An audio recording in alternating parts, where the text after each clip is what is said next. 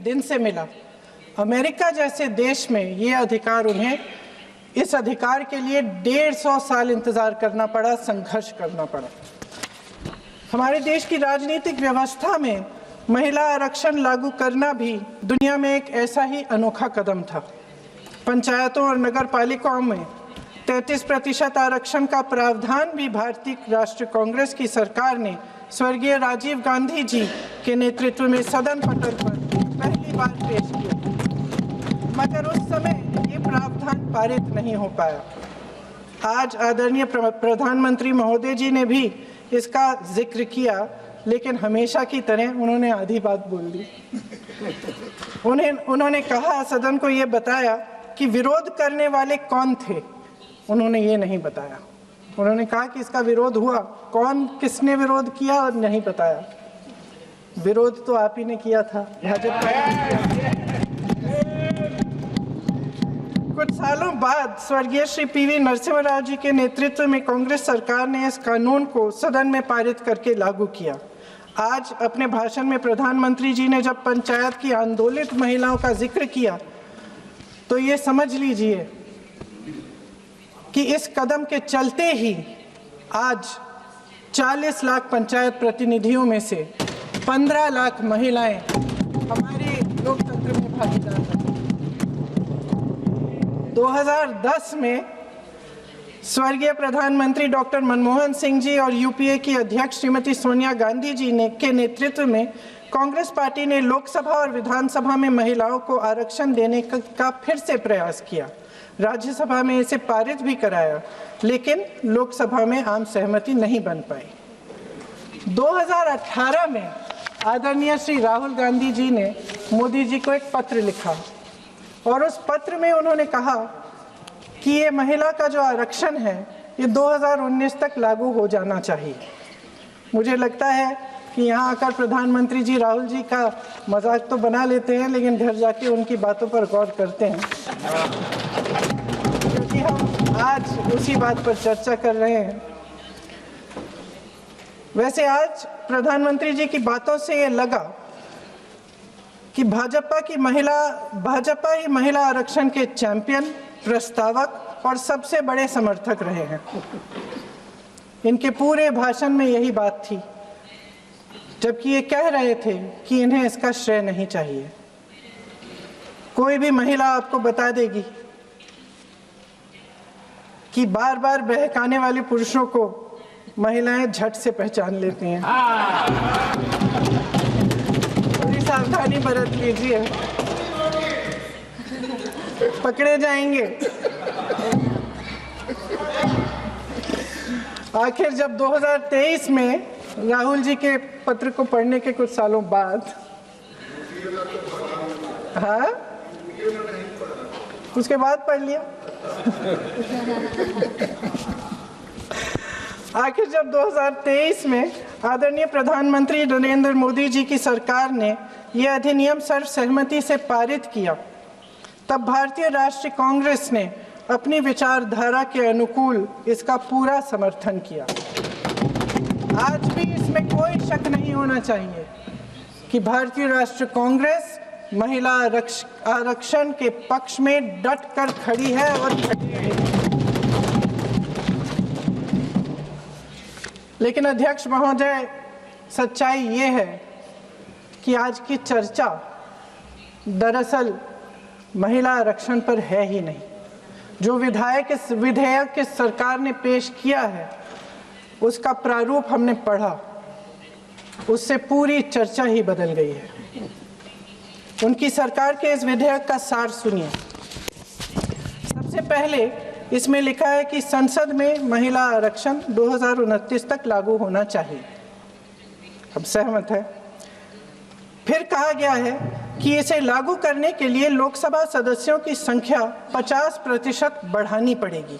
मतलब कि सीटों की संख्या 543 से बढ़कर 850 तक बढ़ाई जाएगी। और इन सीटों को बढ़ाने के लिए एक परिसीमन आयोग बनाया जाएगा, जो 2011 की जनगणना को आधार बनाकर ये कार्य करेगा।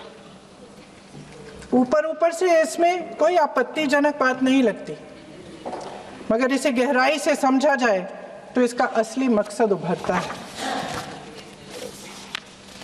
वह राजनीति की बू जिसका जिक्र प्रधानमंत्री महोदय ने किया, वह राजनीति की बू इसमें पूरी तरह से घुली हुई है।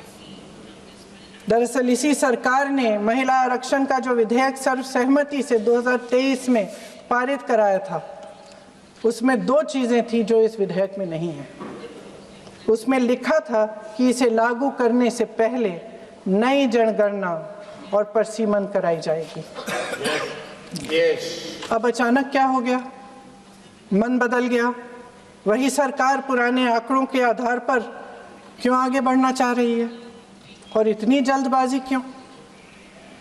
अध्यक्ष महोदय, ये हमारे देश की सच्चाई है कि प्रतिनिधित्व का सवाल जनसंख्या के सवाल से जुड़ा हुआ है। जब तक जातीय जनगणना नहीं होती, सभी वर्गों को उचित प्रतिनिधित्व नहीं मिल सकता। यह अनिवार्य है। ये सरकार 2011 की जनगणना पर आगे बढ़ना इसलिए चाहती है क्योंकि इस जनगणना में ओबीसी वर्ग की संख्या ही नहीं है।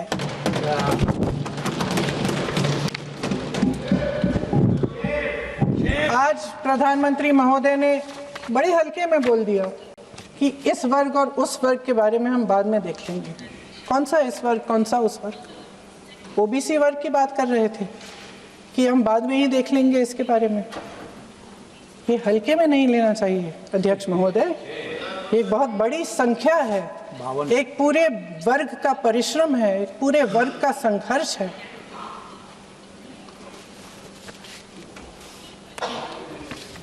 इसे टेक्निकल मुद्दा बता के उन्होंने अपना पल्ला झाड़ दिया। हम इनकी मांग कर रहे हैं, हम इनकी ज़रूरतों को आगे कर रहे हैं, हम कह रहे हैं कि इनको भी अपना हक मिलना चाहिए, और प्रधानमंत्री जी ने उसको एक टेक्निकल मुद्दा बता दिया। हमारे प्रधानमंत्री महोदय किस बात से घबरा रहे हैं? इसी बात से ना कि जब नई जनगणना होगी तो इस ओबीसी वर्ग के असली आंकड़े निकलेंगे और उसमें पता चलेगा कि ये वर्ग कितना मजबूत है, कितना बड़ा है, और उसके हक को कोई नकार नहीं पाएगा। 2011 की जनगणना को परसीमन का आधार बनाकर प्रधानमंत्री जी ओबीसी वर्ग की ये हक छीनना चाहते हैं। उनके साथ एक बहुत बड़ा अन्याय करने जा रहे हैं। अध्यक्ष महोदय, कांग्रेस पार्टी कभी नहीं होने देगी। हमारा संविधान सबका है, ये देश एक एक देशवासी का है। किसी एक का हक छीनकर इसे नहीं चलाया जा सकता। इस विधेयक में सिर्फ यह अभाव नहीं है, एक और खतरनाक अभाव है। संसद का 50% विस्तार प्रस्तावित है, लेकिन इसके लिए कोई ठोस प्रक्रिया के बारे में एक भी शब्द नहीं लिखा है। आश्चर्य की बात यह है कि इतने बड़े परिवर्तन के नियम क्या होंगे, कैसे किया जाएगा, इसके बारे में पूरे विधेयक में एक भी शब्द नहीं है।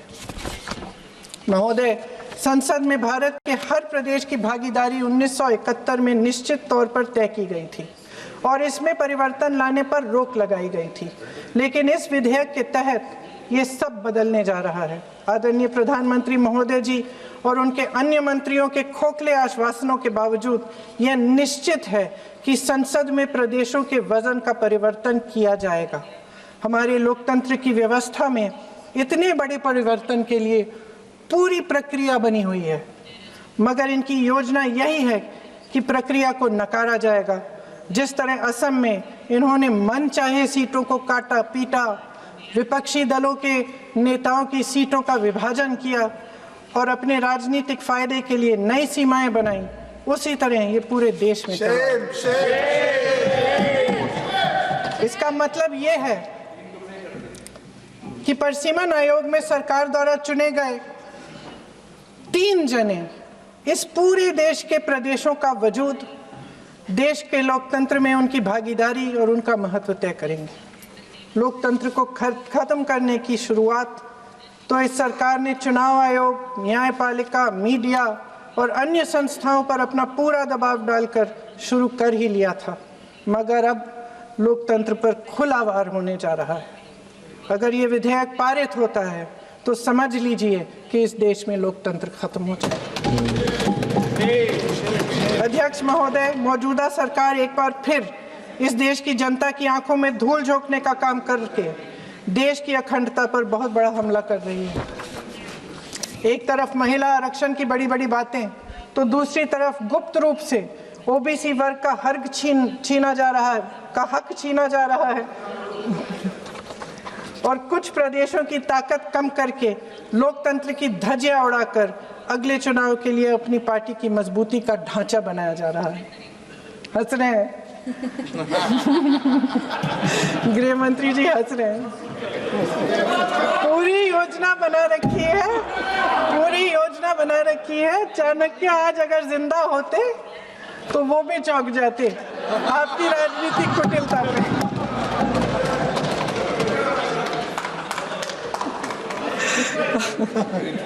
इन्होंने पूरी योजना बना रखी है। हंस रहे हैं, सहमत है मेरी बातों से।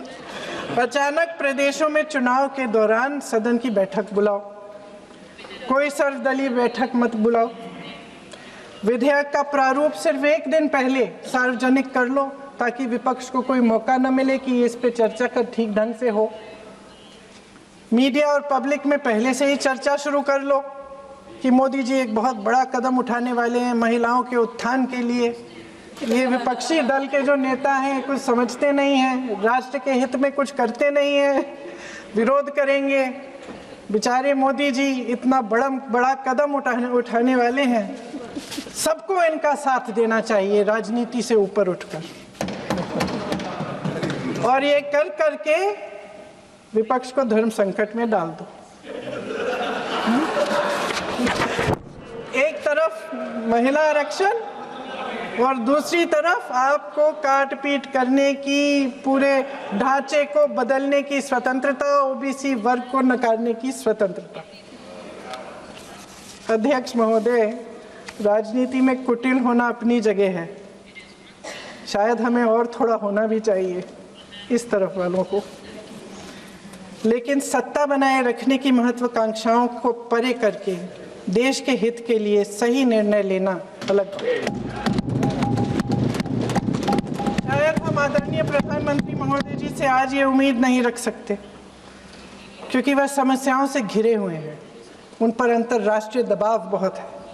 महिला आरक्षण जैसे ऐतिहासिक कदम को उन्होंने सत्ता को बनाए रखने का एक कमजोर बहाना बना दिया है। जाति जनगणना को नकारते हुए एक ऐसी संसद बनाना चाहते हैं जिसमें सिर्फ अभिव्यक्ति और चर्चा का ही अभाव नहीं होगा, बल्कि पिछड़े वर्गों और प्रदेशों की समानता का भी अभाव होगा। हमारी मातृभूमि की अखंडता का आधार है one citizen, one vote, one value. अलग अलग राज्यों का दर्जा बगैर किसी संवैधानिक प्रक्रिया के तय करना इस अखंडता पर वार है। इससे हम कैसे सहमत हो सकते हैं? अध्यक्ष महोदय, इन्हीं 543 लोकसभा क्षेत्रों में से महिलाओं को 33% आरक्षण क्यों नहीं दिया जा सकता? अगर पद खोने का डर नहीं है तो कुछ लोग अपना पद खोलें।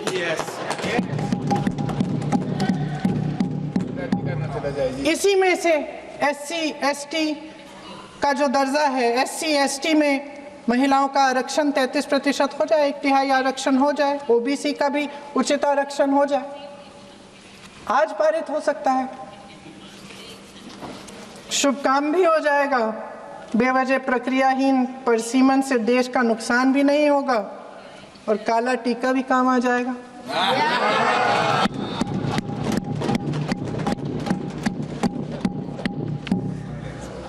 सदन की सर्वसहमति से देश के इतिहास में एक महत्वपूर्ण कदम उठाने पर आदरणीय प्रधानमंत्री महोदय जी का नाम भी लोकतंत्र का गौरवमय पन्नों में लिखा जाएगा। अध्यक्ष महोदय, आज मेरी बहुत सारी बहनें यहाँ बैठी हैं, सदन की चर्चा देख रही हैं। हम चाहे बड़े शहरों में रहती हों या छोटे कस्बों में, गांव में, आज बार-बार दिखा रहे हैं गैलरी, चाहे पढ़ी लिखी हो, कभी भी सभागृह की गैलरी की चर्चा नहीं करते सदन में। फोटो दिखा रहे हैं।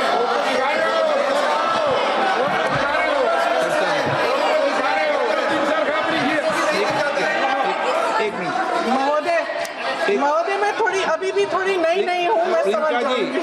प्रियंका जी एक मिनट।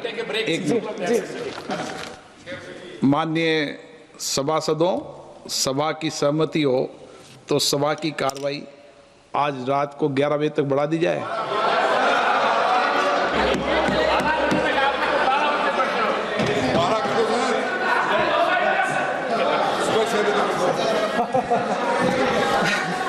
अध्यक्ष महोदय, हम चाहे बड़े शहरों में रहती हों या छोटे कस्बों और गांवों में, चाहे पढ़ी लिखी हों या हमने अवसरों की कमी का सामना किया हो, महिलाएं ही अपने समाज का बोझ अपनी दृढ़ता और मजबूत इच्छा शक्ति से अपने कंधों पर उठाती हैं। हम ही वह अथक कर्म शक्ति हैं जो हमारे राष्ट्र को आगे बढ़ाती हैं। दर्द और तकलीफें सहने की हमारी क्षमता असीम है, लेकिन अध्यक्ष महोदय, आज इस संसद में खड़े हुए मैं खास तौर से